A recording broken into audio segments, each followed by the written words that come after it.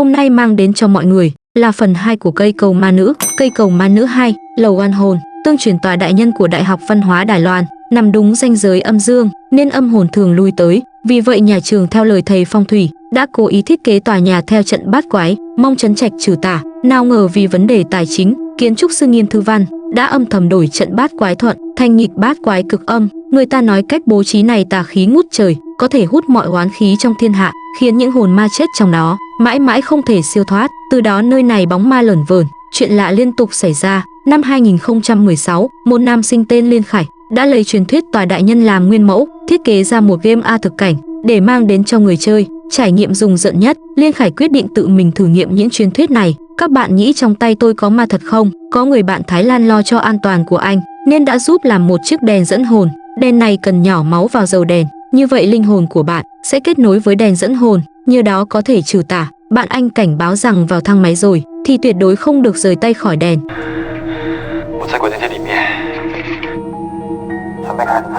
Theo lời truyền lại, sau khi tắt hết nguồn điện, rồi theo thứ tự 5 nhuận bấm lần lượt 615243, sau đó mở nguồn lại. Lúc này cửa thang máy mở ra, là bạn đã đặt chân sang thế giới khác. Liên Khải do dự một lúc, rồi lấy hết can đảm bước ra ngoài. Nhưng khi cửa thang máy sắp đóng lại, anh hoảng loạn chạy ngược vào trong. Tiếp đó, anh bất ngờ quay ra hét lớn vào vách thang máy, rồi bị một thế lực bí ẩn kéo ra ngoài. Nhưng Liên Khải không mất tích như lời đồn, mà rơi vào tình trạng thực vật. Thoáng chốc 3 năm trôi qua, đến năm 2019, để hoàn thành tâm nguyện của anh trai, em gái Liên Ngọc Đình cùng bạn bè đã lập một câu lạc bộ, quyết tâm hoàn thiện game đang làm nửa chừng. Game cũng đã đến giai đoạn thử nghiệm thực tế và nhiều công ty game rất kỳ vọng vào dự án này. Mọi người đang chuẩn bị cho buổi báo cáo tối nay. Sau khi xong hết việc, Ngọc Đình đến bệnh viện chia sẻ tin vui này với anh trai. Đúng lúc đó khung ảnh bên cạnh bất ngờ rơi xuống, vỡ tan tành. Ngọc Đình muốn cất ảnh vào vali thì lại vô tình phát hiện sổ ghi chép Liên Khải điều tra truyền thuyết kỳ bí ở tòa đại nhân năm xưa cùng với chìa khóa thang máy. Trong sổ còn kẹp bản vẽ thiết kế tòa đại nhân và ghi lại cách kích hoạt thang máy mà. Ngay lúc đó, ngón tay Liên Khải bất ngờ động vài cái, như muốn nhắc em gái đừng lại gần thang máy mà. Sau đó Liên Ngọc Đình đã gặp chuyện lạ trong thang máy. Nhưng Ngọc Đình chỉ nghĩ là mình tưởng tượng nên không nghĩ nhiều. Chẳng mấy chốc đã đến buổi báo cáo tối. Mỗi khoảnh khắc sinh và tử lướt qua nhau đều là một câu chuyện ma. Trước tiên họ giới thiệu về lịch sử tòa đại nhân, kiến trúc sư Nghiêm Thư Văn lén đổi tòa nhà thành quẻ bùn nghịch. Không ngờ chẳng lâu sau, ông đã sát hại con gái hiệu trưởng Hứa Ấu Nghi, rồi tự sát ngay trong tòa đại nhân. Trường không tiếc tiền mời thầy cao tay làm lễ siêu độ cho ông. Nhưng không ngờ sau đó, chuyện kỳ bí vẫn liên tiếp xảy ra. Một sinh viên khoa múa trượt chân khi tập, bị thanh đinh sắt cong lên đâm xuyên nhãn cầu, chết ngay trong phòng tập múa. Tiếp đến là một thầy giáo và nữ sinh, vì bị thế gian phản đối, đã buộc chỉ đỏ vào tay rồi nhảy lầu tự vẫn vì tình. Hồn của hai người bị kẹt lại trong tòa đại nhân không thể siêu thoát, chỉ có thể lặp lại mãi cái cảnh mình đã chết. Các chương trong game chính là dựa theo những truyền thuyết này mà ra, gồm có trốn tìm một mình, trò chơi 4 góc, thang máy mà. Chỉ cần vượt qua 3 màn này, người chơi sẽ được thử thách con ác lên lấy hình mẫu từ Nghiêm Thư Văn để giải thoát mọi linh hồn bị kẹt trong tòa đại nhân. Tốt, rất mong chờ phần tiếp theo của game các em. Tối hôm đó, họ không kịp chờ liền bắt đầu thử nghiệm. Màn chơi đầu tiên, trốn tìm một mình. Liên Ngọc Đình đeo thiết bị, một mình vào trong bắt đầu chơi. Những người khác ở ngoài theo dõi qua màn hình. Sau 3 tiếng Liên Ngọc Đình làm ma trước, trò chơi chính thức bắt đầu. Theo luật chơi, Ngọc Đình phải trong thời gian quy định tìm được con búp bê ác linh. Chẳng mấy chốc theo chỉ dẫn của game, cô đến nhà vệ sinh.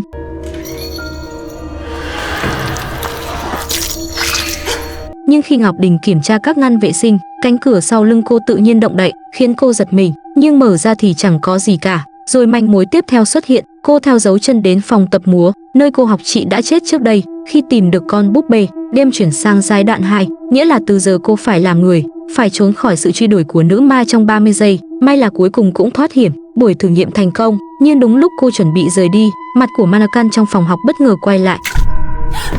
Chưa kịp phản ứng, mặt nạ của hình nộm bất ngờ rơi ra.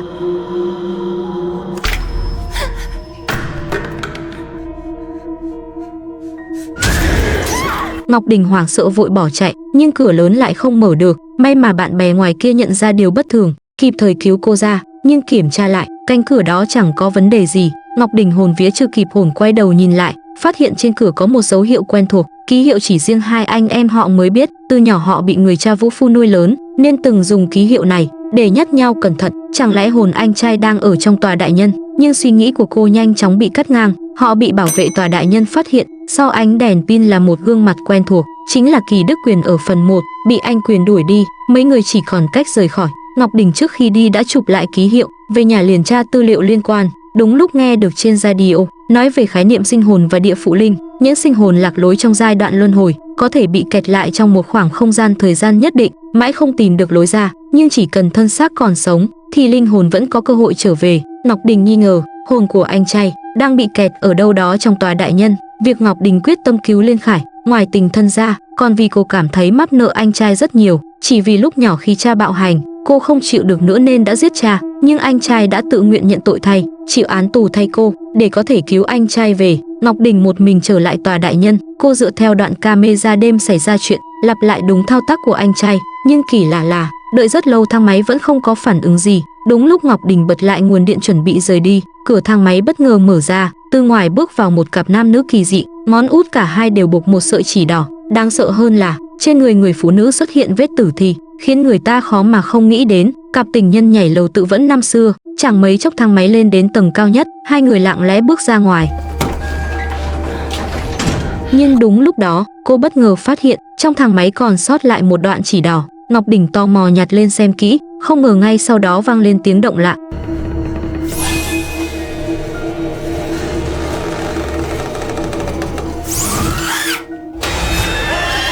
Ngọc Đình lập tức hồn bay phách lạc, vội vàng chạy ra khỏi thang máy muốn thoát khỏi đây, nào ngờ lại tông vào lưng một người.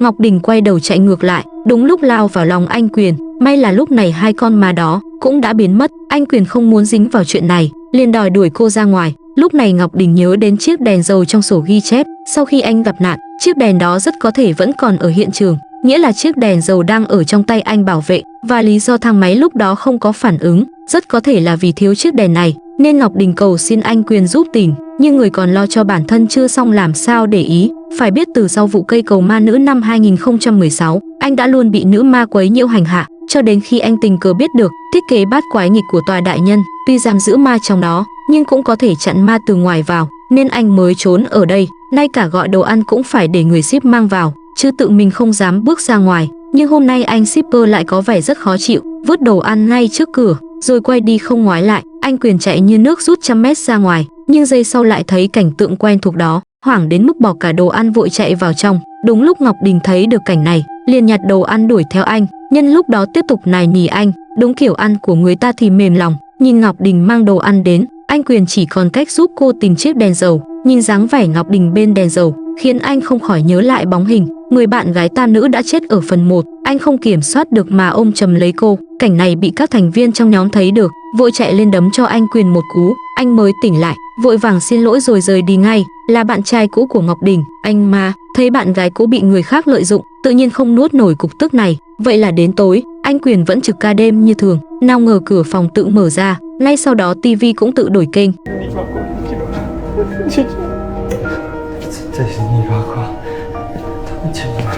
Ngay lúc đó một nữ ma bất ngờ xông ra, anh Quyền không tin vào mắt mình liền chạy mất, nhưng tất cả chỉ là các thành viên giả ma trêu anh, không hề biết điều đó. Anh Quyền đến lúc này đã chạy ra khỏi tòa đại nhân.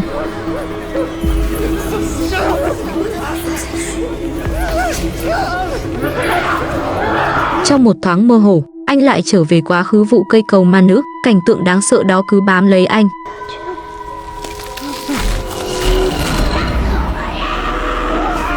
Với góc nhìn người ngoài cuộc, anh nhìn chính mình lúc đó hèn nhược, bỏ rơi tam nữ mà chạy. Là tôi khiến 5 người chết trong vụ nổ đó.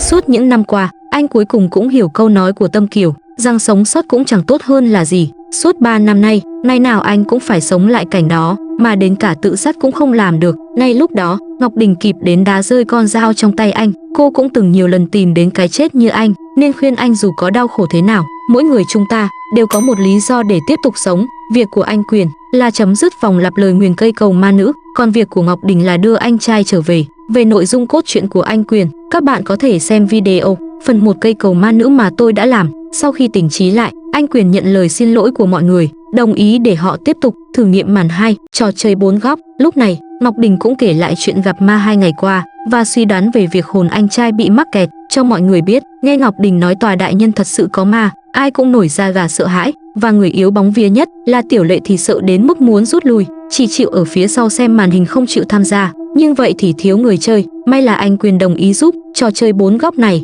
cũng là một trò chơi tâm linh nổi tiếng, cần 4 người mỗi người đứng một góc tường, đi theo tường rồi vỗ vai người phía trước, khi đến góc không có ai thì ho một tiếng, rồi cứ thế lần lượt tiếp tục. Khi tiếng ho không vang lên, nghĩa là đã có thêm một người lạ. Sau khi bắt đầu trò chơi, 3 vòng đầu đều trôi qua suôn sẻ, nhưng vừa bước vào vòng thứ 4, màn hình giám sát hiện lên, sau lưng Ngọc Đình xuất hiện thêm một bóng người. Cô quay lại nhìn thì chẳng thấy ai, nhưng lại phát hiện 3 người còn lại đều không ở góc tường, còn những người khác lại thấy Ngọc Đình không theo luật chơi mà đi lung tung, liền nối nhau chạy theo. Ngay sau đó, đường truyền tín hiệu phòng giám sát bị lỗi, và lúc này trên một màn hình xuất hiện hình ảnh đang tiến về phía phòng giám sát. 2 người trong phòng vội khóa chặt cửa lại, nhưng đúng lúc đó có một cuộc gọi video lạ gọi đến. Khi bắt máy họ phát hiện góc quay phía bên kia lại chính là từ sau lưng họ.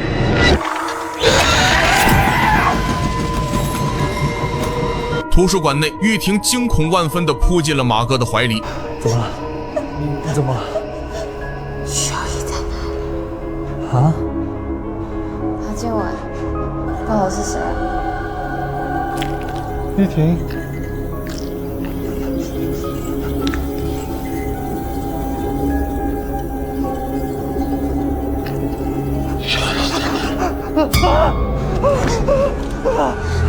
，Mọi người khác nghe thấy động liền chạy đến. Lúc này, Nghiêm Thục Văn bị nhận ra liền hiện nguyên hình, nhìn hình dạng đối phương biết ngay không đơn giản. Ngọc Đình muốn nhặt đèn dầu, lập tức bị đối phương khống chế giữa không trung. Anh Mã và Tịnh Ân bị kéo thẳng vào màn đêm. Lúc này chỉ còn anh Quyền có thể hành động. Phản ứng đầu tiên của anh là bỏ chạy, nhưng nhớ đến bi kịch ở phần trước, anh lấy hết can đảm thắp đèn dầu, giơ lên định ném vào ác linh, nhưng anh bị một thế lực vô hình kéo lại. Không kịp suy nghĩ, anh ra sức thoát khỏi sự ràng buộc, quật đèn dầu vào ác linh, dầu đèn và lửa lập tức thiêu cháy con ác linh.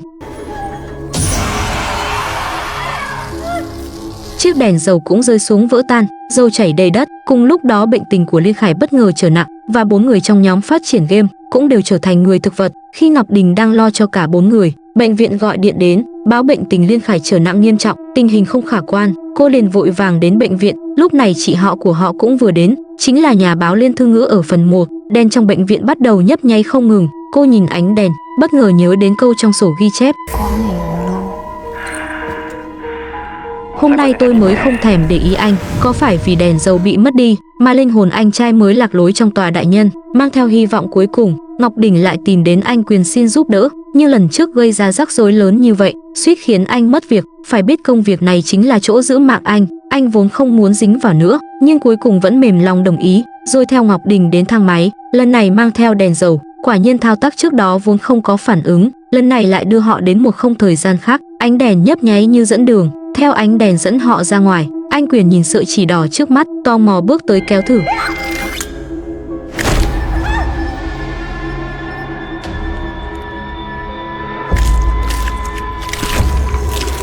Cảnh tượng kinh hoàng trước mắt khiến 2 người bỏ chạy, và cũng lúc này dường như có 2 dòng thời gian giao nhau. 2 người nhìn thấy cảnh Ngọc Đình ở thang máy gặp ma lần trước, không kịp suy nghĩ họ chạy thẳng vào nhà vệ sinh. Lúc này bước chân đang đến gần, các ngăn cửa cũng từng cái mở ra, đến khi mở ra hết, họ mới nhận ra, hóa ra đó là Ngọc Đình lúc thử nghiệm game trước đây, và đó cũng là lý do khi đó cửa nhà vệ sinh lại tự mở.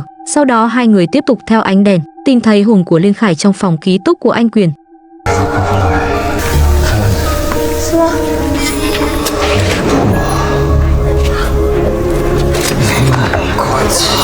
Nhưng ngay sau đó vô số tay ma đã chộp lấy Liên Khải. Anh Quyền giơ đèn dầu xua lùi đám ma, nhưng linh hồn Liên Khải vẫn dần tan biến.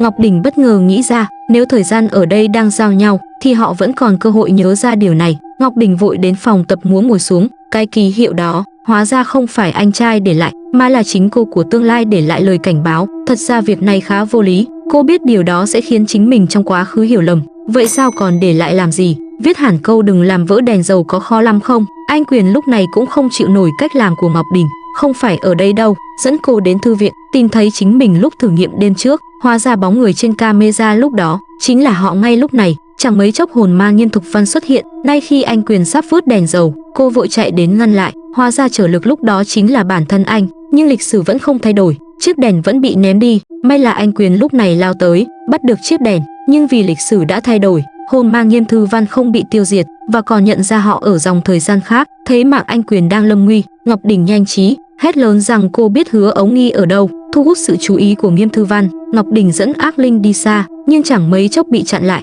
Đúng lúc nguy cấp, hồn anh trai Liên Khải cầm đèn dầu đến cứu cô, đưa hai người trở lại thang máy. Cả hai đều nghĩ chỉ cần vận hành thang máy là có thể về lại thực tại, nhưng lúc này Liên Khải lại nói phải làm lại lần nữa. Anh không giải thích nhiều, quay người đi vận hành thang máy, nhưng thang máy không có phản ứng gì. Thay vào đó Ngọc Đình bị đưa đến một không thời gian khác, và hồn ma Nghiêm Thư Văn cũng đuổi đến đây. Hai anh em Liên Khải bị ác linh khống chế giữa không trung, đèn dầu bị ác linh hút mất. Thấy em gái sắp chết ngay trước mắt mình, đúng lúc nguy cấp một cánh tay chặn cửa thang máy lại. Người này lại là một Liên Khải khác, và cảnh này lại trùng khớp với đầu phim. Anh nhìn cảnh đó cũng thấy ngỡ ngàng. Nay lúc đó hồn ma Nghiêm Thư Văn lại xuất hiện, giống đầu phim, kéo Liên Khải rời đi. Tỉnh lại đi mà, anh Khải ơi, chúng ta đang bị kẹt ở Văn Lâm. Khải ơi, Khải ơi. Trong tiếng gọi đó Liên Khải tỉnh lại, cầm đèn dầu đập vào ác linh. Thực ra từ lời nói trước đó của Liên Khải, ta có thể biết được cảnh này anh đã lặp lại không biết bao nhiêu lần.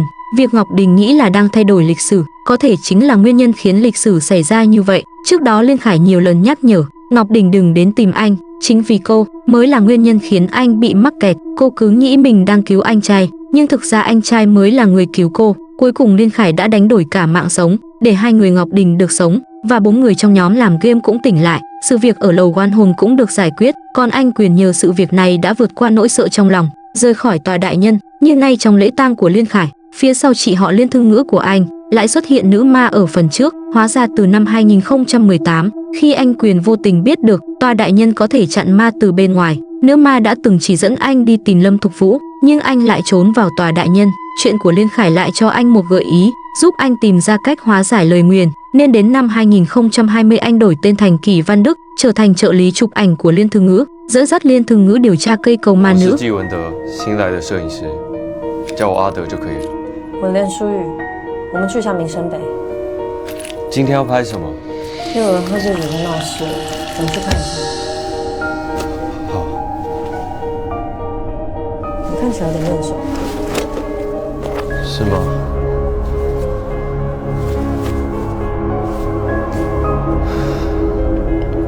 Chị Thục Vũ, chị có từng nghe về truyền thuyết cây cầu Năm Luận ở Đại học Đông Hồ chưa? Phim đến đây là kết thúc. So với phần trước, phần này nhìn chung có phần kém hơn, yếu tố kinh dị giảm đi nhiều, phần nhiều thời gian dồn vào việc lồng ghép các dòng thời gian, cũng không còn cảm giác bất lực trước ma quái như phần trước. Việc thêm vào chiếc đèn dầu có thể diệt ma, khiến mức độ rùng rợn giảm hẳn xuống, nhưng tất nhiên nội dung phim vẫn đáng để xem. Vậy là video kỳ này đến đây là hết. Hẹn gặp lại các bạn ở kỳ sau.